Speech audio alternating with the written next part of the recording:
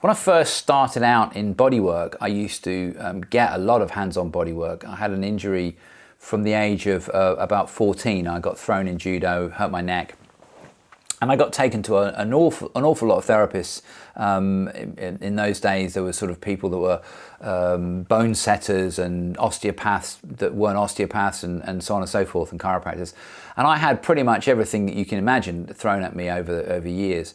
Some of it was helpful, but most of it didn't solve the issue. It never went away, and I ended up with situations whereby I would, every 6 or 8 weeks, I'd end up with a spasm in my neck, and I couldn't move.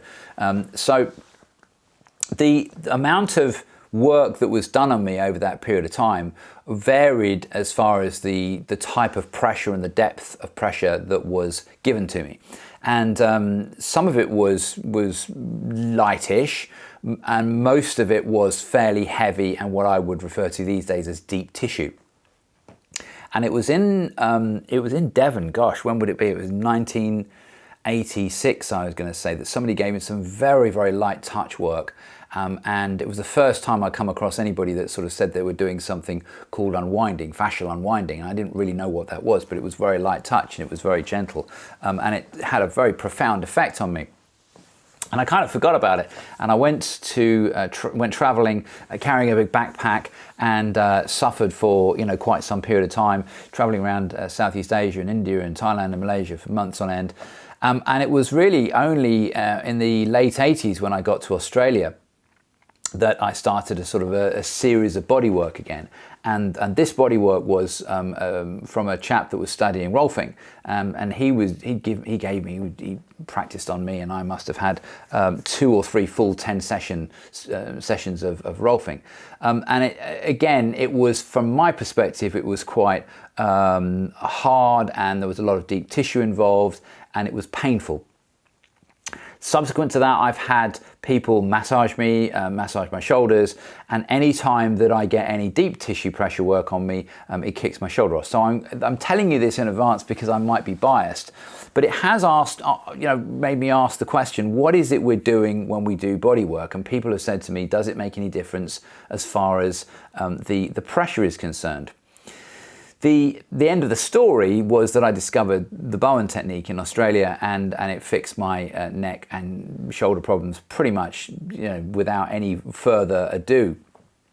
And I ended up with, I still have a stiff neck and a shoulder if I'm sort of sitting for any length of period of time. It hasn't gone away. I'm not going to say it's gone away completely, but certainly it was a very, very light touch that affected what had the best effect on me. And since then, I've gone on and learnt Bowen and taught it for many, many years, and the rest, as they say, is history. But it begs the question, from a physiological perspective, does it make any difference in terms of the pressure that we apply as therapists? Well, if we look at it logically and we say that there are mechanoreceptors, I'll do another video on mechanoreceptors. There are receptors in our cutaneous tissues that pick up the amount of pressure, and they take this as to the sensory neurons, travel up the spine to the brain where it's interpreted. And I'm going to say that the amount of pressure that we apply is secondary to the sensory perception that we have. So you can apply deep pressure and hard pressure, or you can apply light pressure, and it's still translated into a sensory input that's going to go to the brain. And the brain is then going to interpret that back according to the context or the position that you're in, but it's also going to interpret that according to the learned behaviors that you have, or what you believe in, or what you understand. These are all influences on what's going to then happen to you. We have to think to ourselves, okay, well, the first thing is that the touch that we're doing isn't doing anything as such. It's not breaking down scar tissue or changing fascia or releasing muscle or altering the physiological properties of anything that's underneath the hands. That's not something that we can do in manual therapy, or of any manual therapy. You stick a needle into something and whirl it and twist it and you get tension. What's happened? Well, nothing's changed. Nothing has actually physiologically changed. We haven't got longer muscles or more muscle fibers or more nerves. We've just put our hands on somebody and we touch them. So I'm going to say that from a physiological perspective, does that therefore make any difference when the pressure is deep or the pressure is light? I'm going to say when the pressure is detectable, probably not.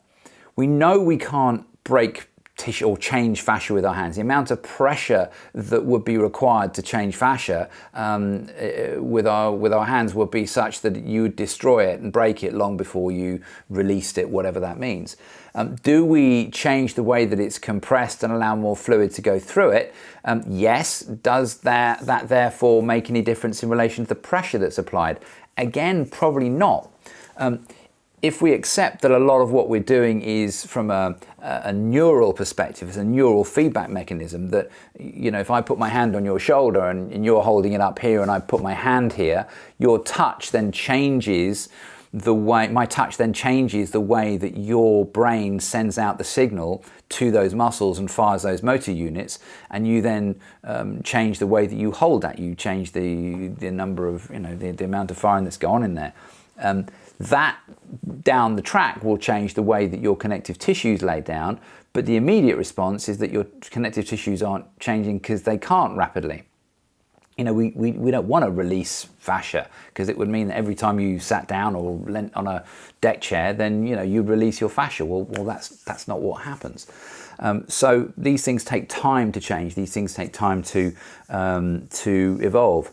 And I think a lot of the results and outcomes that we get are based on belief and our faith. You know, we give somebody what's on the certificate on the wall, is on our wall, and we apply that to them, and, you know, we tell them a story about what's going on. And that whole relationship, that connection, that touch, which I think is massively important, is the key element. So does it make any difference how hard we touch? No, as long as somebody likes that pressure, believes in that pressure, accepts that pressure and wants that pressure, then I think we're all good. That's as good as I can get, really. So in answer to the question, do I think, you know, what we're doing depends on pressure? No, not really. But I could be wrong. So anyway, it's a conversation, it's a discussion. 30 years ago, I'd have given you chapter and verse about what I was doing and really being convinced about it. And these days, I'm less sure. So please, join in the conversation. Tell me what you think. Give me your comments down below. And please don't forget to subscribe. Share this. Let's get this conversation going. And do all the things you're supposed to do on social media. And, you know, let's have a heated debate.